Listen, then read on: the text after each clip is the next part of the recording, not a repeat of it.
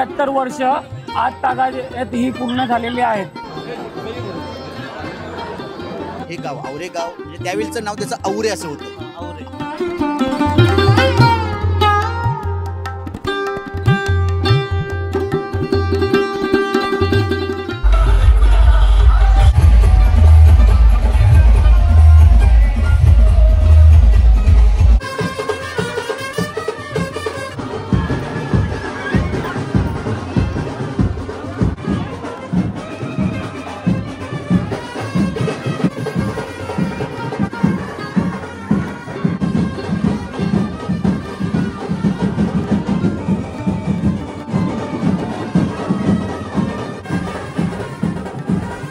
Hello गाईस, तर पुन्हा एकदा स्वागत आहे तुमचा ब्रँड न्यू ब्लॉगमध्ये आणि सगळ्यांना महाशिवरात्रीच्या हार्दिक शुभेच्छा। महाशिवरात्रीनिमित्त आज आपण आलो औरेगावन। सकाळूच मस्त रेडी वगैरे होऊन चला। देव आहे ना वर्षभर एक जुना बंगला आहे ना त्याच्या नसतं न त्याच्याशी सकाळचे 7 वाजता पालखी निघतं, ती देवलात जातं। पूर्वीपासूनची परंपरा आली वर्षभर देव आहे ना बंगल्यामध्ये असतं। महाशिवरात्री दिवशी सकाळी 7 वाजता पालखी निघते देवाची, आरती वगैरे होऊन आरती होऊन ती मंदिरात जाते। त्याच्यानंतर संध्याकाळी परत 9-10 वाजता आरती होते मंदिरात आणि नंतर मग तिथून पूर्ण गावभर पालखी निघते आणि सकाळचे 5 वाजल्यापासून लाईन लागलेली असते का दर्शनाला। आता आज सकाळी 4 वाजल्यापासून महाशिवरात्री निमित्त लवकरच जातात सगळे दर्शनाला। 5 वाजता अभिषेक असतो, अभिषेक झाल्यानंतर मग दर्शन घेतात लोक आणि नंतर मग ब्राह्मणदेव मंदिर आहे त्याशी दर्शन तिथे जाऊन दर्शन घेतात। जल्लोष असता औरेगावन पक्का मोठा। तर माझा पहिलाच वर्ष आहे, बघूया कसा काय तुम्हाला पण दाखव। गाव पूर्ण सजवलाय, प्रत्येक गली बिल्ली मध्ये रांगोली काढल्या, काय पूर्ण गाव सजवलंय।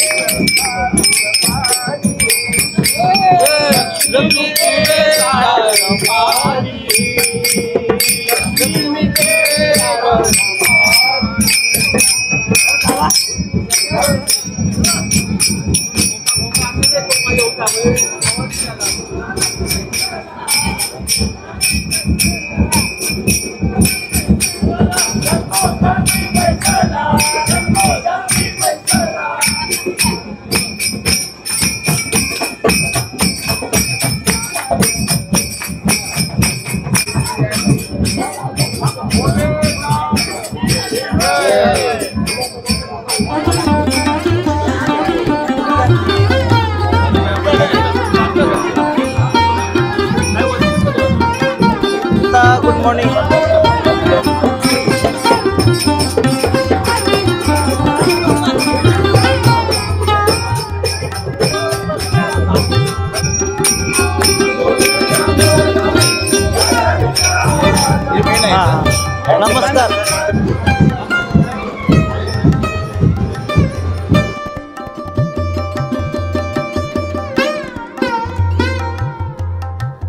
तुम्ही बघू शकता रात्रीसाठी कैशाला भारी सजवला आहे या डीजे बीजे आवरे डीजे आणि लाइटिंग बिटिंग डेंजर एक नंबर सीन। मंदिराच्या प्रवेशद्वारापासून संपूर्ण गाव सजवलं आहे आणि आजच्या दिवशी सगळी आपला कामकाज विसरून महाशिवरात्रीचा सण हा मोठ्या उत्साहाने साजरा करीत आहेत।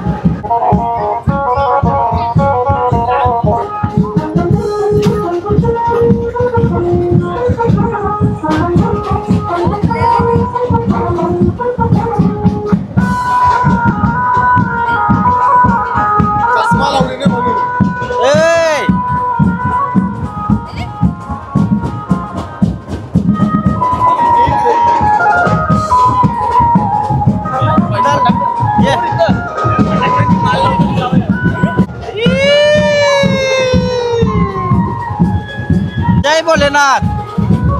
हर हर महादेव. एक नंबर वाटत.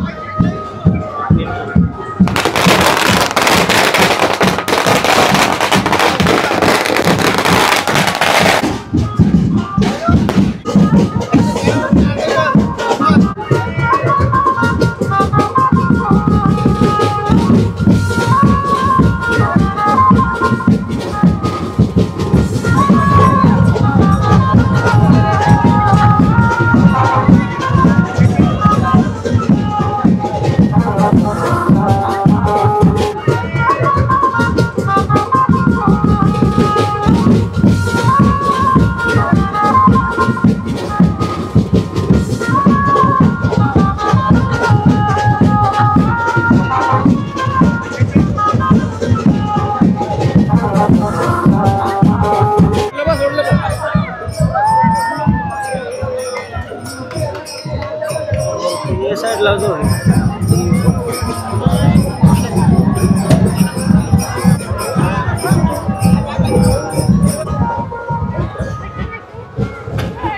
काय या मी नाही घे तुला मी नाही घे यो खावाल ना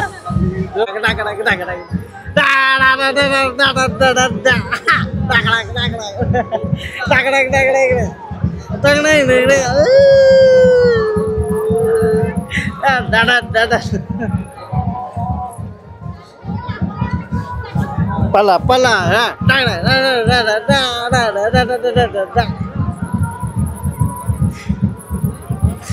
या फायनली पालखी मंदिरात पोहोचली आणि सगळे आरतीसाठी उभे आहेत आणि थोड्याच वेळाने आरती चालू होईल.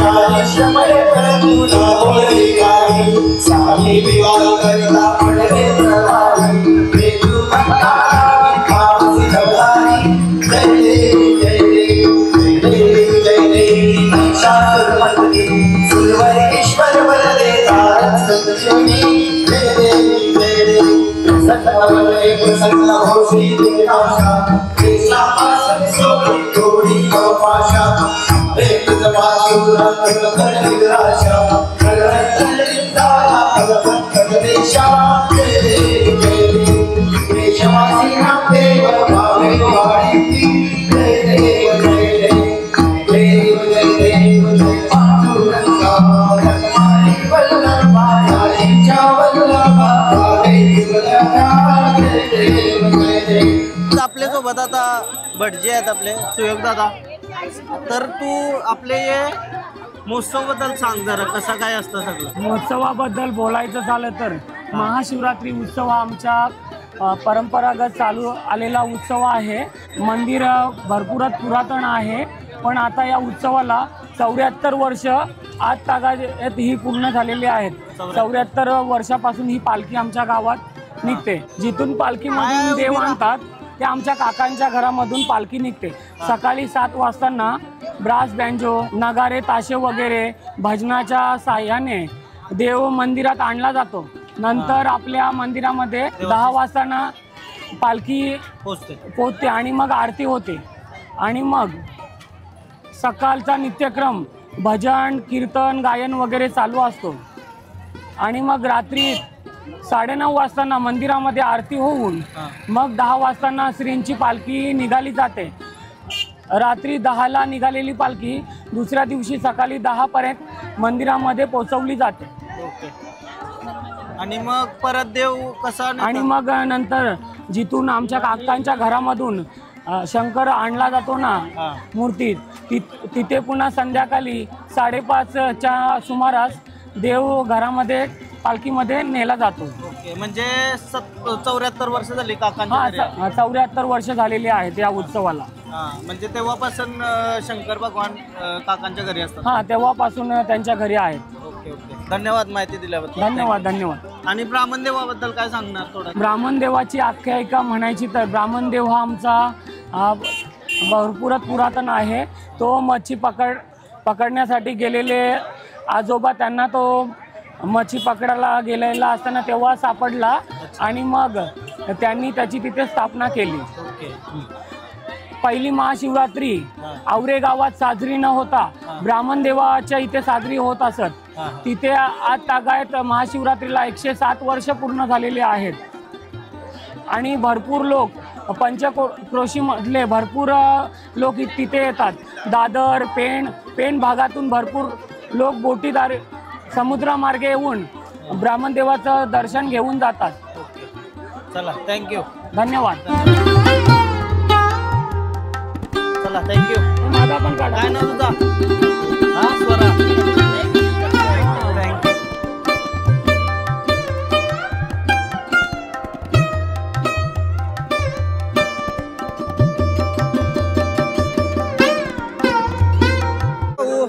बोला काहीतरी देवाबद्दल. हरण भोलेनाथाची महिमा आगाध आहे. हा. तुम्ही तर भक्तांचा महापूर पाहिलाच असेल. आज मस्त जल्लोष आहे गावात. फुल जल्लोष, एक नंबर. चला, हर हर महादेव. असा थाट आहे. हर हर महादेव. हर हर महादेव.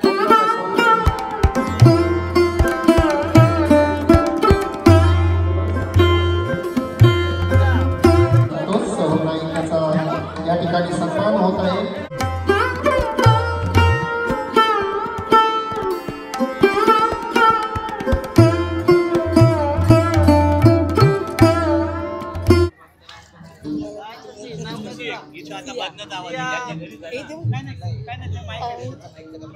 दादा आपल्या सोबत आहेत. दादा आपल्याला माहिती सांगतात थोडीशी महोत्सव आहे या सगळ्या उत्सवाबद्दल काय?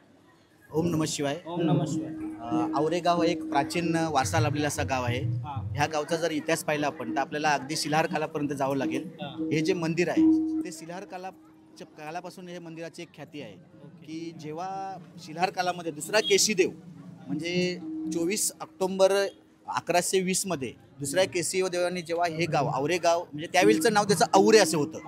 औरे हे नाव होतं. आणि हा गाव 24 ऑक्टोबर 1120ला जेव्हा दान केला दुसऱ्या केशीदेवाने तेव्हा त्याच्यामध्ये ह्या मंदिराचा उल्लेख आहे की त्यांनी हे दानपत्र करताना ह्या मंदिराला म्हणजे शंकराला फक्त साक्षी मानून इथलं जे तलाव आहे त्याचं पाणी घेऊन याचं हे दानपत्र केलेलं आहे. म्हणजे पाण्याने दानपत्र केलेलं आहे अशी त्याची ख्याती आहे. आणि तेव्हापासून या गावामध्ये एक म्हणजे स्वयंभू हे मंदिर आहे.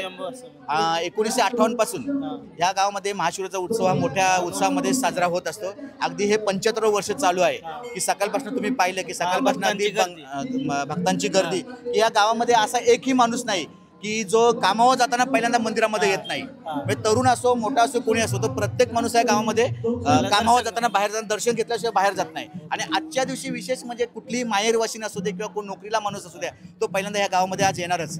विशेष म्हणजे कुठल्याही गावामध्ये ना पण या गावामध्ये आमचा येणारच. म्हणजे एक शंकरावर असणारी एक श्रद्धा आणि भक्ती ही तुम्हाला इथून दिसून येते. सकाळी तुम्ही पाहिलं की आपल्या बंगल्यातून आमची जी पालखी येते, पालखीचं आगमन झालं. आज मोठ्या उत्साहाने आमची इथली सगळी जी लोक आहेत, भक्त आहेत, मंडळी आहे, ती इथं आपली भक्ती दाखवत आहेत. अगदी दर सोमवारी गेल्या 20 वर्षापासून या मंदिरामध्ये सोमवार आरती मंडळातर्फे दर सोमवारी संध्याकाळी 7 वाजता ते 7 ते 8:30 पर्यंत एक भक्ती भावाचा आरती होत असते आणि हा उत्सव मोठ्या उत्साहाने साजरा होत असतो. सुंदर एकदम. संध्याकाळी तुम्ही पाहिलं तर संध्याकाळी मोठी पालखी, म्हणजे मला वाटतं उरण तालुक्यातील सर्वात मोठी पालखी असेल. आपण पाहिलं इतर पालख्या खा पिया मजा करा, पण एक भक्तिभावाची अशी ही पालखी आहे आमची आणि सर्वात मोठी अशी ही पालखी आहे. धन्यवाद. आणि ब्राह्मणदेवाबद्दल काय थोडंसं सांगा.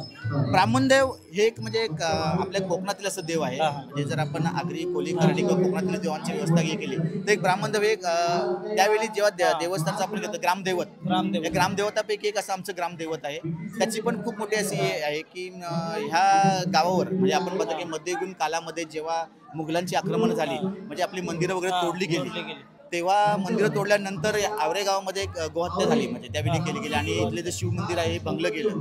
त्याच्यानंतर मंदिराचं आपण पाहिलं की इथलं जे शिव मंदिर वाचवण्यासाठी इथल्या लोकांनी खूप मोठा असा प्रयत्न केला आणि इथलं मंदिर आणि आपट्याचं मंदिर, आपल्या आपट्याला जे मंदिर आहे गुलसुंद्याला शिव मंदिर, याचा वरचा भाग हा तिकडं आहे, खालचा भाग इथं आहे, अशी याची आख्यायिका आहे. जर आपण पाहिलं ब्राह्मणदेव हे याच्यात बाकी जे ज्यावेळी आक्रमण होते तेव्हा इथले जे भक्तगण आहेत किंवा ते ब्राह्मण होते ते खास भक्तीसाठी ब्राह्मणदेवामध्ये बसत होते तिथं. आणि त्याच्यानंतर त्यांनी तिथे शिवलिंगाची स्थापना केलेली आहे आणि ह्या शिवलिंगाला जेव्हा समुद्रामार्गे आपट्याला आपल्या गुलसुंद्याला घेऊन गेले तर त्या मार्गाने त्यातला एक तुकडा आहे तो त्या तिथल्या समुद्रामध्ये पडला गेला आणि नंतर मग आमचे काही मजुरकरी असतात त्यांनी तो त्यातला तुकडा आणून तिथं ब्राह्मणदेवाशी ठेवला. तो जे तुम्ही ते शिला पाहता ती पूर्वी छोटी शिला होती, ते असं म्हटलं जातं की वर्षानुवर्ष ती वाढत जाते असं तिथली एक आख्यायिका आहे. सध्या गावण परिवार जो आहे त्यांच्याकडे त्याची सगळी व्यवस्था आहे म्हणजे पूर्णपणे. चला धन्यवाद, थँक्यू तुमचा टाइम दिल्याबद्दल. ओके चला थँक्यू.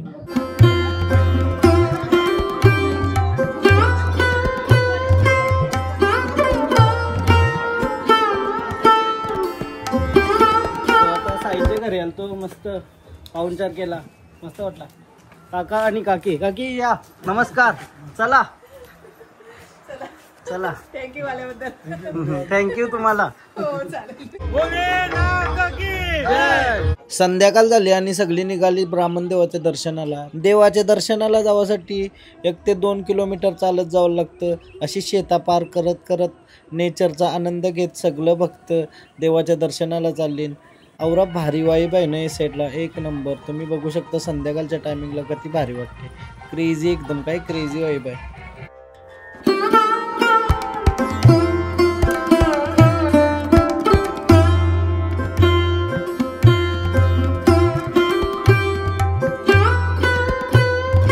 संध्याकाळच्या टायमिंगला पण एवढी मोठी लाईन लागली देवाच्या दर्शनाला.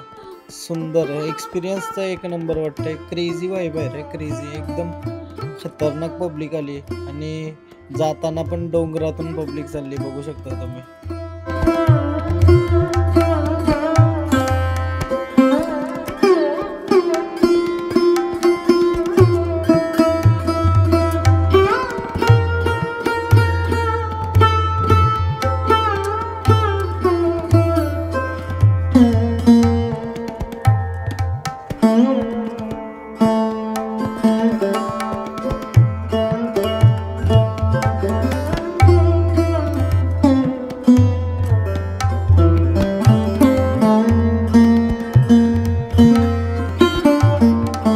मंदिरामध्ये आपण चालत पण येऊ शकतो आणि बाईक घेऊन पण येऊ शकतो. आणि हा आहे 100 वर्ष जुना वडाचा झाड. 100 ते 150 वर्ष मला पण एकदम फिक्स नाही माहीत. आणि त्याच्यामध्ये पण भक्ती चाललेली आहे, आपण बघू शकतो. डोंगराच्या वरच्या बाजूला एक एकविराईचं मंदिर स्थापन केलेलं आहे आणि त्या मंदिरामध्ये दर्शन करूया. या मंदिरामध्ये एकविराईच्या पायाचे ठसे आहेत. मला पण एकदम पूर्ण माहिती नाही मंदिराबद्दल. एक दिवस आपण नक्की येऊ आणि इथली सगळी माहिती घेऊ कोणाला तरी मोठ्या माणसाला विचारून. आणि वरून आपण ब्राह्मणदेवाचं मंदिर बघू शकतो आणि ब्राह्मणदेवापासून पण एकविराईचं मंदिर जवळच आहे. तर ब्राह्मणदेवाच्या दर्शनासाठी आलो तर एकविराईचं दर्शन नक्की घ्या.